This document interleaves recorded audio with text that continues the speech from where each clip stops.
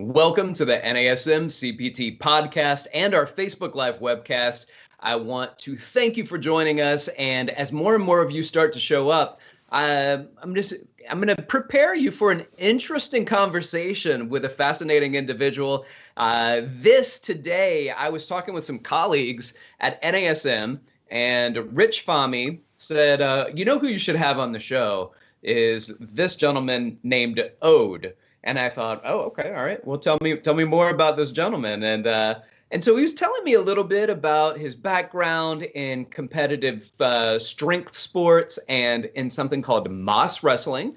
I plan on talking to him about both of those things.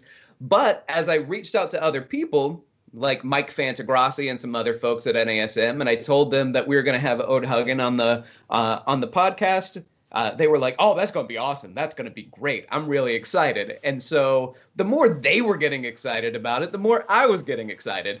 And all I did for several days straight, I went online. I was YouTubing videos. I was watching videos of Ode break world records and almost break his back in the process of doing it. So I want to welcome everyone and have to Ode. And Ode, please introduce yourself. Tell us a little bit about yourself, and let's engage in some conversation.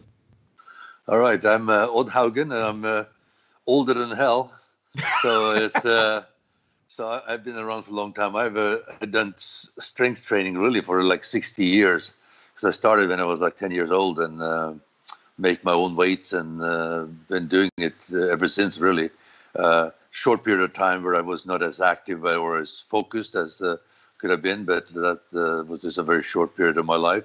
Most of my life I've been very much engaged in lifting weights and doing other strength sports.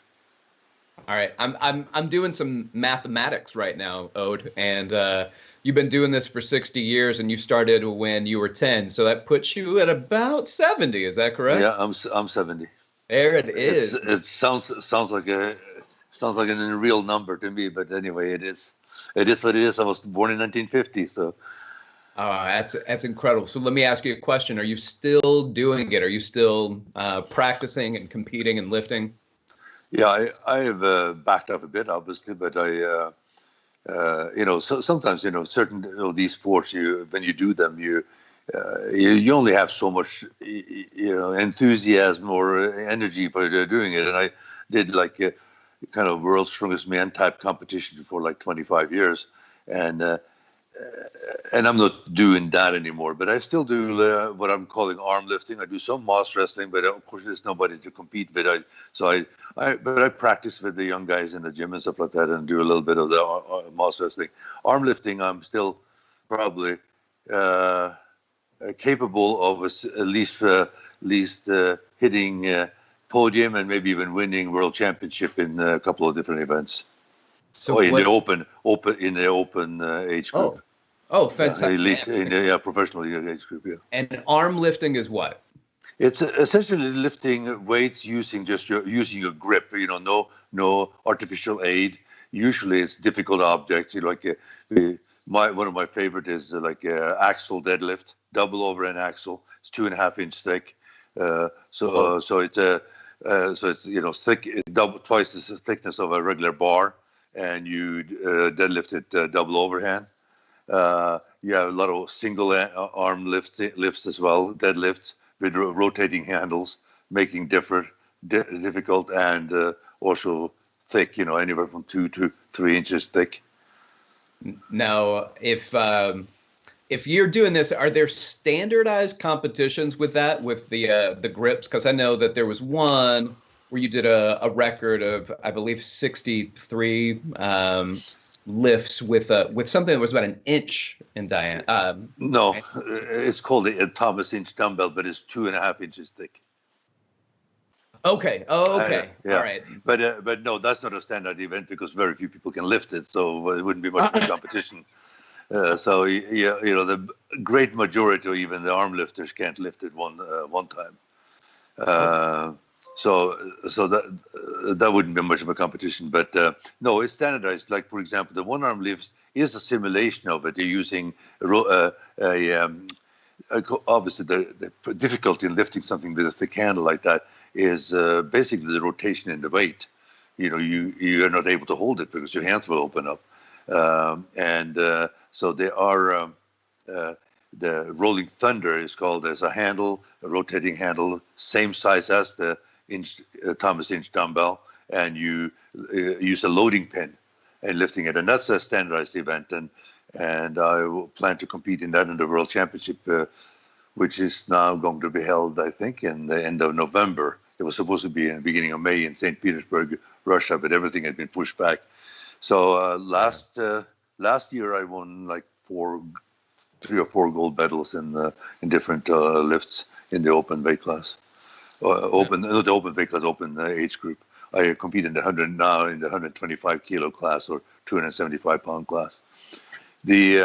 So other lifts are standard also, like so the Rolling Thunder, the axle, we call it the Apollon's axle. It's basically a 2-inch bar. That's a standardized lift. And let me see. We also use like what you call a Saxon bar. It's a 3-inch by 4-inch plank of steel that you grab in your fingertips. With your fingertip? Yeah, well, you grab it in your hands. Yeah, like a pinch grip, yeah. A pincher grip, okay. Yeah, all right. Pinch, yeah. Yeah, that is challenging. It's hard for me. I tried to do that just with 45-pound plates and not trying to hook the tips of my fingers around it. Right, it's challenging. Yeah, sort of for the same thing, except not it's a bar. It's actually a bar where you load it with plates, so it becomes like a regular deadlift, except for you are lifting a plank of steel. Wow. All right. So now here's my question. Like, how do you train for that? What are things that you do? And it's not just your grip. I mean, you're lifting things up and down off of the ground, but I feel like the grip would be the first thing that would fail for the majority of people out there. How do you train that? Yeah, for the arm lifting, of course, it is the grip that will fail first. I guess I wouldn't be like the traditional arm lifter, because a lot of these guys that are really grip specialists, they train grip all the time, and all they do is grip training. I pretty much don't train all that different from when I competed in strongman, other than I backed off. I don't do a lot of events and stuff like that, but I just incorporate grip or thick bars and rolling handles in most of my events, even my bodybuilding events. Like if I'm doing a pull down, I'm doing pull down with thick grip. If I'm doing chin ups or pull ups, I'm using thick rolling handles to make it more difficult. And things like just as an example, if you're doing a curl, I'm doing it with a thick bar thing. So I train grip all the time in that sense, but I don't specialize just training on grip. I try to stay strong and stay fit. Hopefully successfully.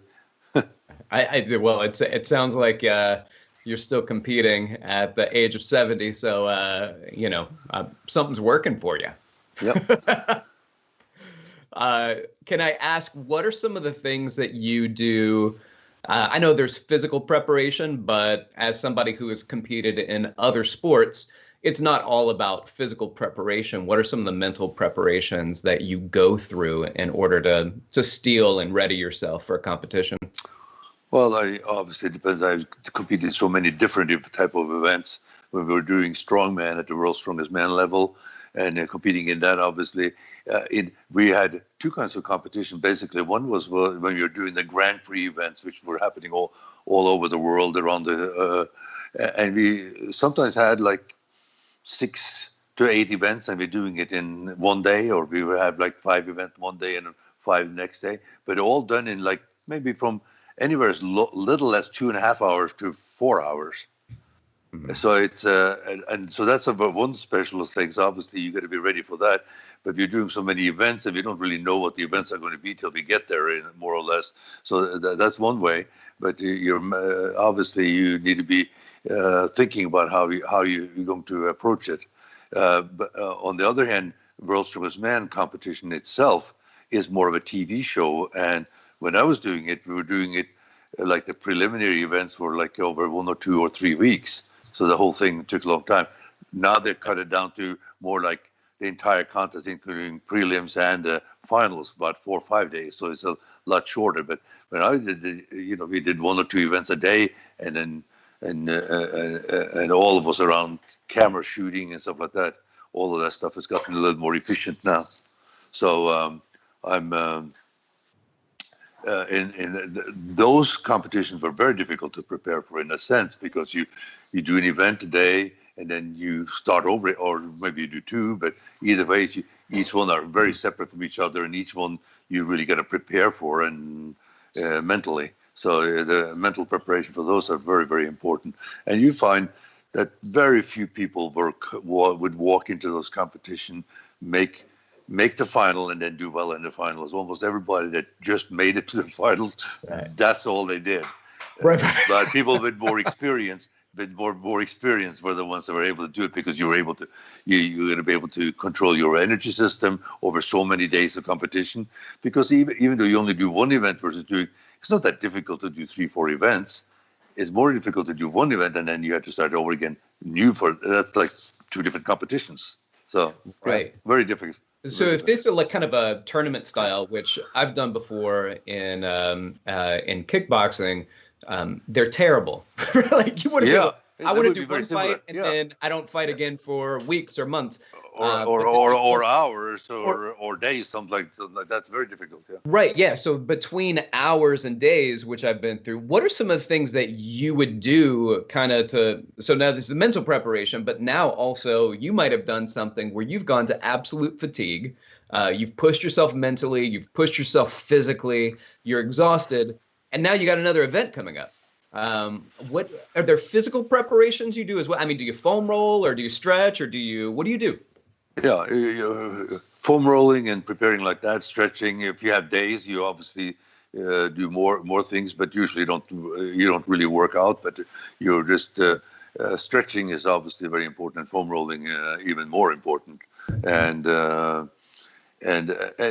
just keeping your energy system, and also don't burn yourself energy-wise. If you're nervous, you burn a ton of energy if you're nervous about something. So obviously you got to shut yourself down and calm down, and then get ready when you need to be ready.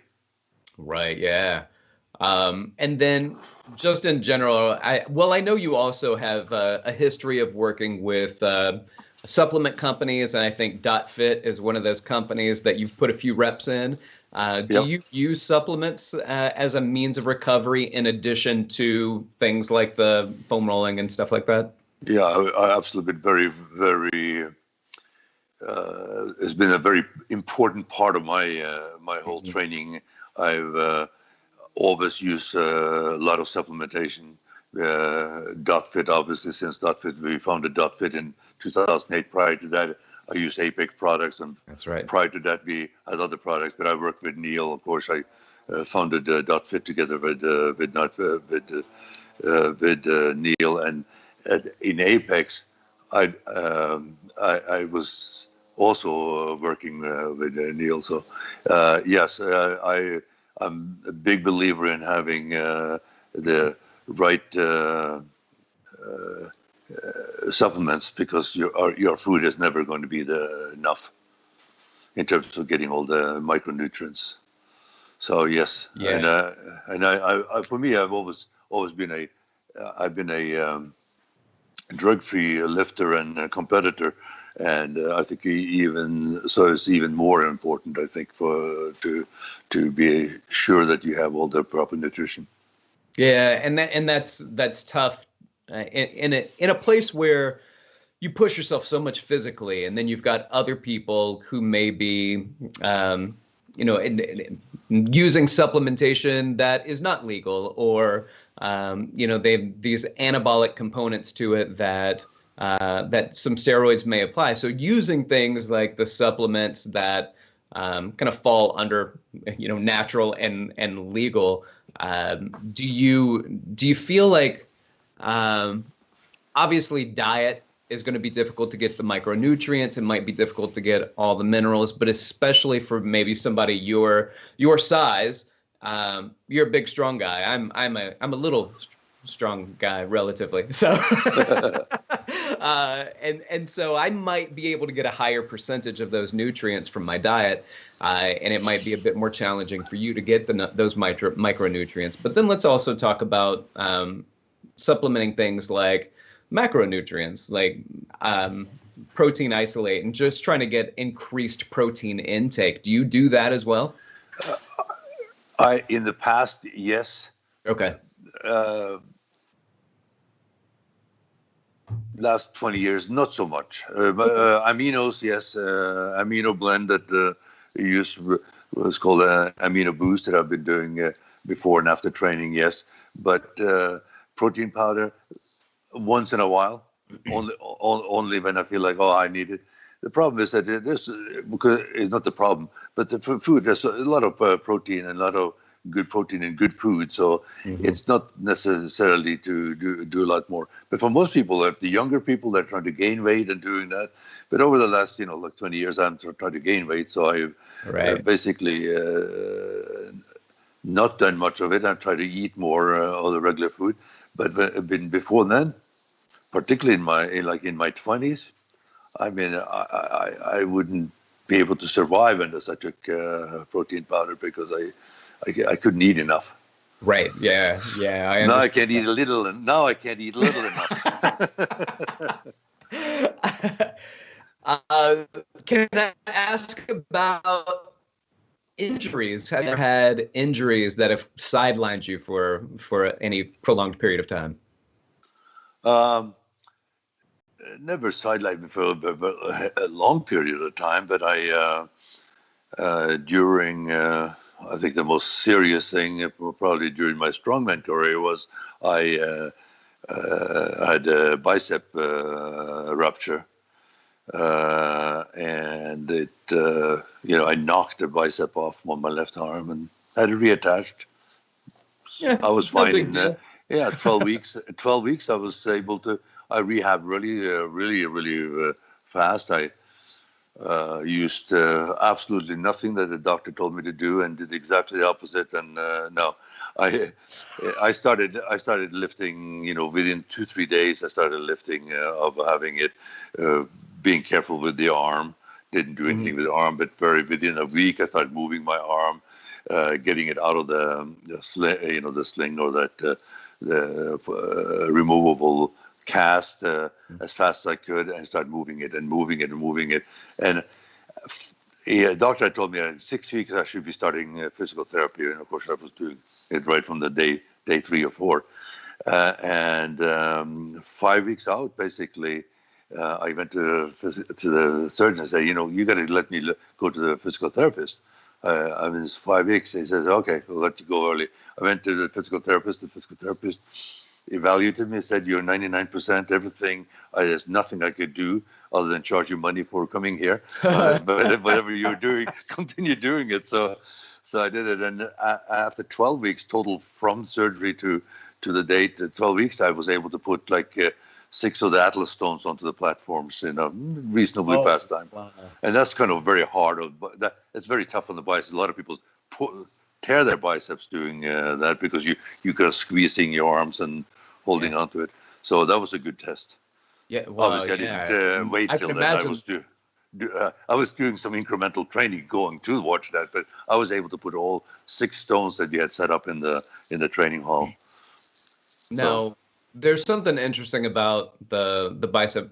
Did it come off at its insertion, so at the forearm? Yeah. So what happens there for people who aren't familiar? When you've got this this distal attachment of the bicep that goes into the radius, and when it detaches, it's almost like a Venetian blind. All right, you pull on it, and so the whole bicep moves up towards the shoulder. It leaves a giant gap on the humerus, like right around the elbow, and it's got to be scary. Did it make a fun sound when it happened? Yeah, I felt it right away when it happened because it wasn't. I didn't pull it off. I knocked it off. I was on my last set of tire flipping. And I was flipping, and I hit the tire with my arm, and I hadn't even gotten it off the ground when it happened. It popped, and something happened there. Something wrong. Yeah, I think it so was, but it was, one of those things. Almost always these kind of injuries don't happen right then or there. It's just getting ready to happen over some period of time. that's right. I had competed as a matter of fact, I competed the week before. So this was sort of like my first event training after I had a Grand Prix in Moscow at the Olympic Stadium. And there we had like a car deadlift hold, but with straps. Okay. And so it was really, really heavy. It was heavy to lift it. And both my straps broke. And like after I remember the time, 86 seconds, I held the car, and then my both straps broke on both hands, which they're not supposed to be breaking at all, but they both broke. And I think that shock may have done something to, obviously that stretching on my biceps. I didn't feel anything that there was anything wrong, but you don't always feel it. No, you don't. But to hear it, I know that I've talked with people who have had something like that occur, and I've had people talk about this audible sound, and of course you feel almost like something shook you, right? Yeah, like anyway. That's not and it swelled up, so it was like a big, and it got pretty much swollen right away. That's the wrong way to get big biceps there. Yeah, that's the wrong. That's for sure. What are some of the lifts that you've done? Like, what are some of your heavier lifts? Some of your records? Just, I'm curious. I'm sure other people are curious about what some of your big competitions and your big successes with lifts are. Well, I mean, most of my competition is strongman. You don't measure the lifts. Now they're doing deadlift as one of the events very often. We didn't. I don't know if I remember ever. I never did regular deadlift with straps and stuff like that in a competition. We did car deadlifts. We did all kinds of odd objects. I never did a deadlift. So there's no measurable. But I mean, I walked with 900-pound frames. You pick them up in bare hands and walk with a frame that's weighed 900 pounds. I walked with 200-kilo farmer's walk in each hand. 200 in each hand. kilo in each hand? Yeah, so 440 pounds in each hand. And I have, some things like that. Record-wise, though, one of my, I think, personally feeling the best thing I ever did was at the Arnold State. I got challenged to lift this dumbbell that had never been lifted before. And it was, it had I think it has almost a 3-inch thick grip, so it's really thick, and it weighed about 92 kilo, 100 or 202 pounds, something like that, which is 92 kilos. And they were using it in the strongman competition as a overhead lift, but they used two hands to lift it up to the shoulder. So they had a challenge where they had found people. Arnold has a ton of people there, and for sure they had selected 5 or 6 people that had been tested on other events that was supposed to come and try it out, and nobody could get daylight on that thing off the stage. Amazing. I had an identical dumbbell, but it was 10 kilo lighter that I could lift once in a while. I didn't lift it all the time, but I lifted once in a while. It was one of those things that's very, very hard to lift on a consistent basis. But the MC asked, "Can I do it?" Yeah, I was a referee in the strongman competition, so he just asked me. So I wasn't even warmed up or prepared or stuff. I said, "But can I challenge you just for fun of it? Can I just challenge you to go and lift it after these guys? Nobody could do it, right?" So I said, "Sure, let's do it." So I kind of warmed up just on the stage, just moving around my fingers. Then I go to grab the dumbbell, and I only always lift it, and I do a single dumbbell lifted between my left. I start in front of me and lift it like that. They said, no. You had to lift it, have it on the side. Like if you had two, it would be fine, but you had to lift sideways like that. I said, okay, I guess if that's what I have to do, I had to do. I figured I should at least be able to get a daylight on it. That's what I figured. I would. Yeah. It was 10 kilo or 22 pounds more than what I had lifted before. And if you've ever been to Arnold's on the main stage, it's thousands of people, and they are there because they love strength sports and bodybuilding and strongman and everything like that. And I went, we stirred them up, and then I came out, yeah. and I had adrenaline like I never had before, and I grabbed it, and it came right up. Just as it was coming off the ground, the people stood up and they lifted it, but basically waited for me. I swear, I probably could never lift it again. I couldn't have done it ever done it again, but it came up and went right up, and I think that's probably and since then only like 3 people have ever been able to lift it. There are some massive people. It's like the sword and the stone, right? Yeah. You're the King Arthur right now, my friend. Yeah. No, personally, that's my greatest feat of strength. Lifting that thing. That's pretty incredible. That is pretty incredible. Can you tell us can you explain Moss wrestling? Moss wrestling is essentially a very ancient sport and very natural, obviously, just like arm wrestling. It's something that, you challenge each other. So basically, it's a sport where you sit on the ground and you put your feet up against the board, and you one on each side of the board, and you have a stick that you grab to pull on. The Vikings did it with sticks. They did it also with rope rings, and they did it against boards like that we are doing with the modern Moss, and they did it foot to foot. The Eskimos does it with the stick, but they does it foot to foot. But the modern sport of Moss wrestling, which comes from Sakha Republic of Sakha in Russia, in northeastern Siberia. It's a very, very huge landmass. But the Yakuts, the indigenous people there, have had it as their national sport forever, and they brought it onto the international scene as Moss wrestling. Moss actually means stick in Yakutian language, not in Russian, but in Yakutian, and wrestling obviously is English. So they actually made an international sport with Moss, the stick wrestling, but using Moss, the Yakutian language, the traditional language, and English. So even in Russian, which wrestling, the word for wrestling in Russian is something totally different, but they call it Moss wrestling as well. I mean, they call it Moss wrestling written in Cyrillic. Oh, they do. Interesting. Yeah. But it's a very dynamic sport. It's you had to have strength in absolutely every part of your body. You had to be very dynamic, speed, strength, intestinal fortitude, and agility is what it takes. But if you have 2 big guys going against them, it's basically going to be whoever is strongest. Okay, so that was my question. Like, if you are really good at the deadlift, are you likely to be really good at Moss wrestling? You're likely, but not necessarily. Okay. I beat people that could deadlift 200 pounds more than me. Okay, so there's still wrestling technique that goes into it. Yeah, wrestling technique, and also obviously it's a different position than deadlift.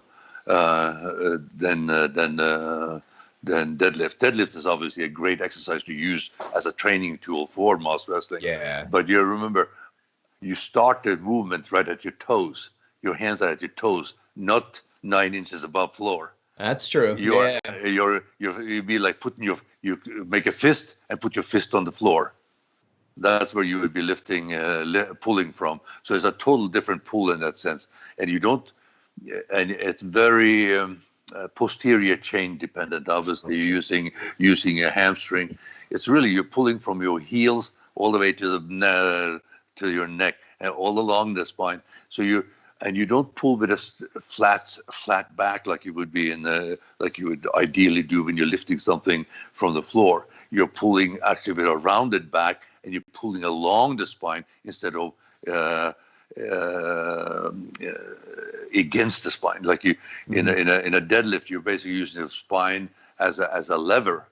In this, you're using hamstring and muscles to do it. So you're stretched out when you're doing it. So you're bent over. It looks like, oh my God, this guy's going to hurt their back. You don't. Yeah. It actually feels really good on your back because you're actually opening up your spine rather than crunching it. Yeah, but so obviously you had to come through. I mean, sometimes you had to pull through. Obviously, just like in a lift. Do you think that rounding happens because of, like, it takes a lot more flexibility, as you already mentioned, to get that extra 9 inches or so deeper into it? You've got to be able to reach the stick, right? Yeah.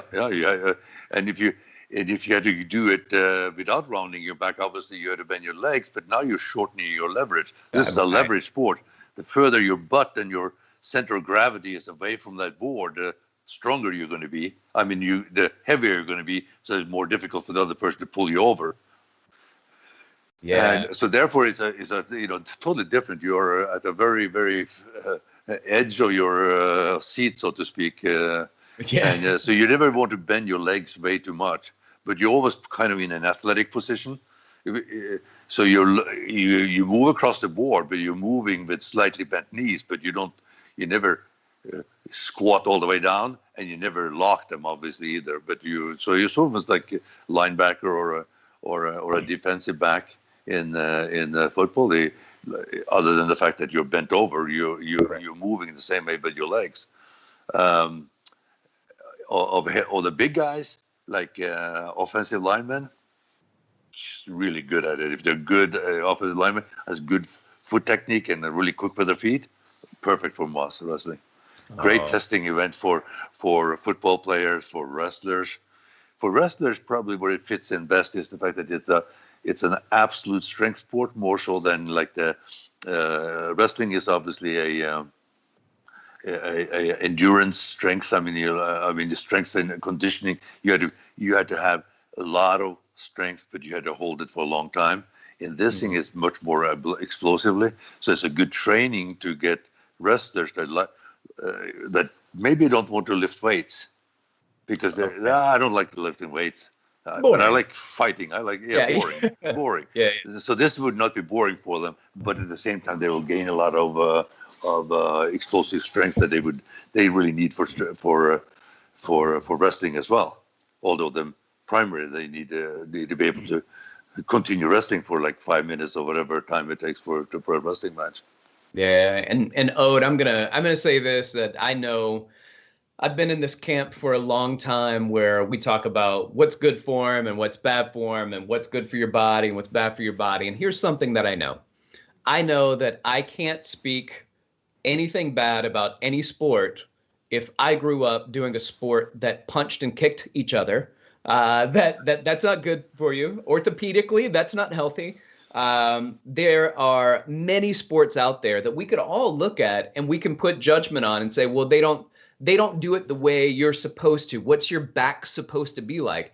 But when you look at a sport, you have to look at winning and what is going to provide you the better chance of winning. And so it's not always what looks the best to an outsider.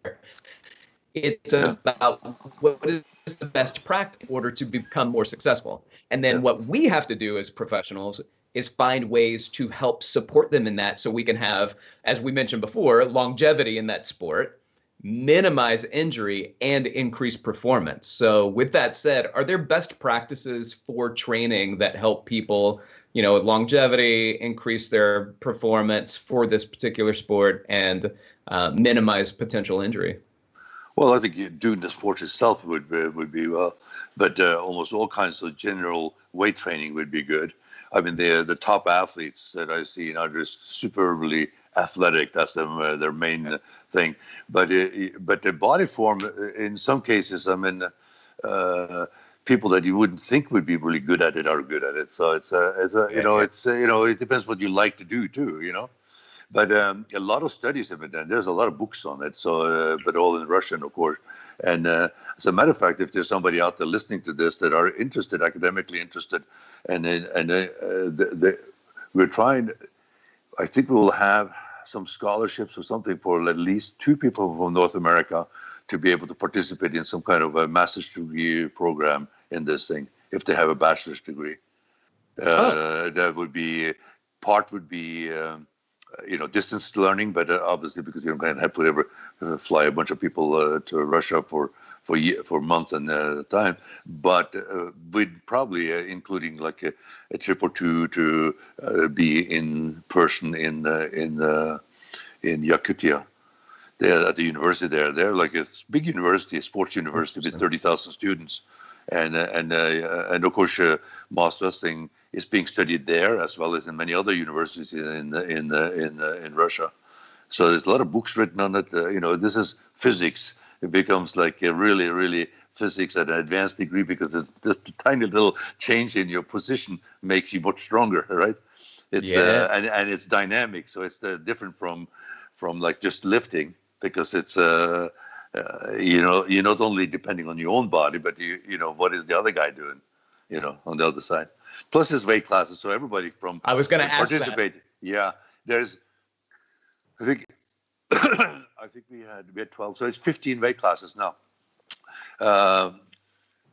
So people like me could potentially do it? Oh, yeah, any size. Anybody that's done martial arts would love it, because it's very similar in a sense, because you have to be aware of your own body and on the other person, and taking advantage of mistakes the other guys do.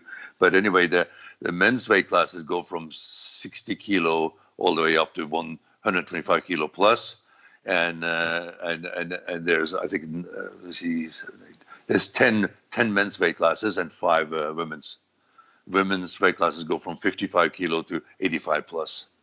Oh man, I'd love to see this as an Olympic sport. It looks like it'd be pretty incredible. Yeah, it's that's what we're working towards. It's it's all the major events are very formal and very bureaucratic, like Olympic sports. And so it's kind of interesting when we go there. The first time we went there, we went to Yakutia for the World Championship there.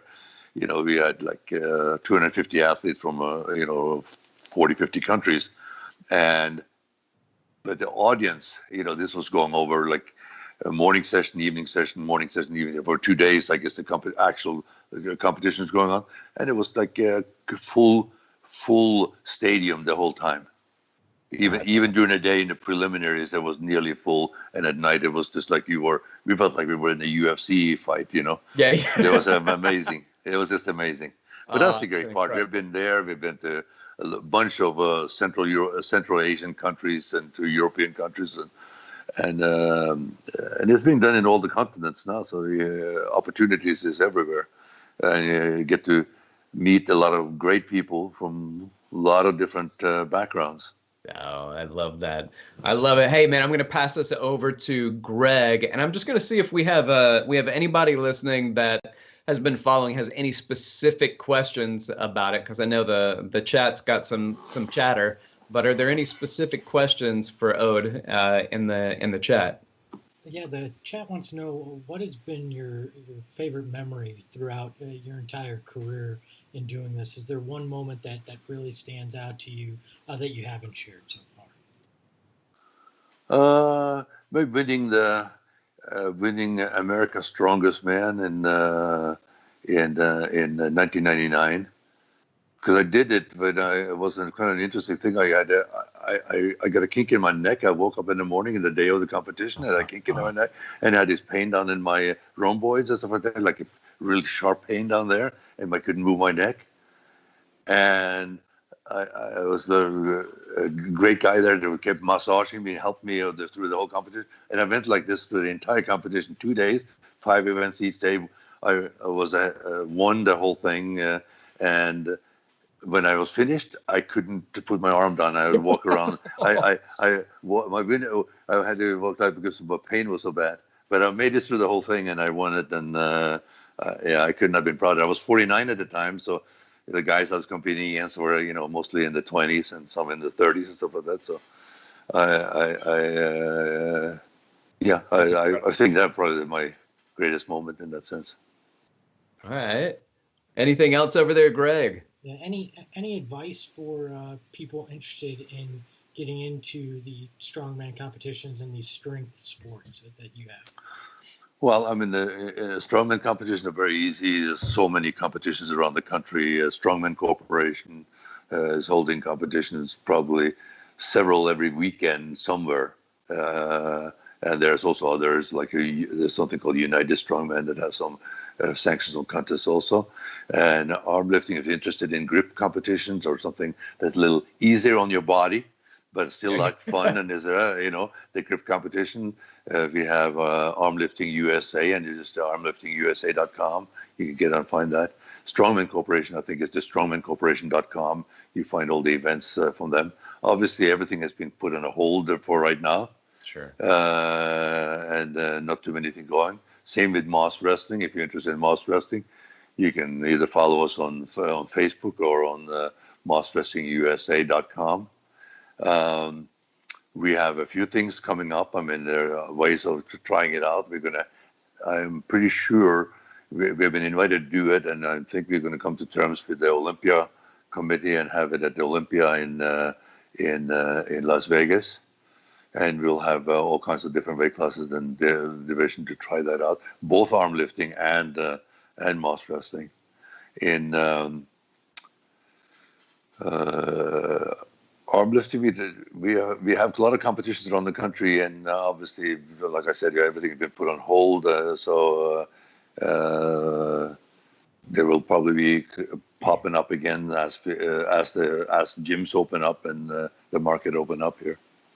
Yeah, if somebody wanted to follow you or reach out to you, what are some of your social media handles or contact information where they can find you? I think on Instagram it's at Odd Haugen, ODDHAUGEN, and on Facebook Odd Haugen, and the training hall as well. The training hall at by Odd Haugen is a good place for me to put a lot of stuff in there. Yeah. Also, just Google. Use Google and look at some. Yeah, you'll find me there. Yeah. I'm lucky to have a very unique. Man, it's incredible. I'm lucky to have a unique name, so I don't have much competition for publicity. So yes, Google is probably the best place to find me. Yeah. But if somebody's interested in training, I do some online programming and stuff for people. For their doing strength sports, you can reach out me for that, or just come and train with us at the training hall here in Newbury Park. We have people from all over the world coming in and training, and I have, our most famous member or team member now is of course Martin Lisis, that won the World's Strongest Man competition in 2019. And then it's going to start preparing for this year, since it was put back off till I think November this year.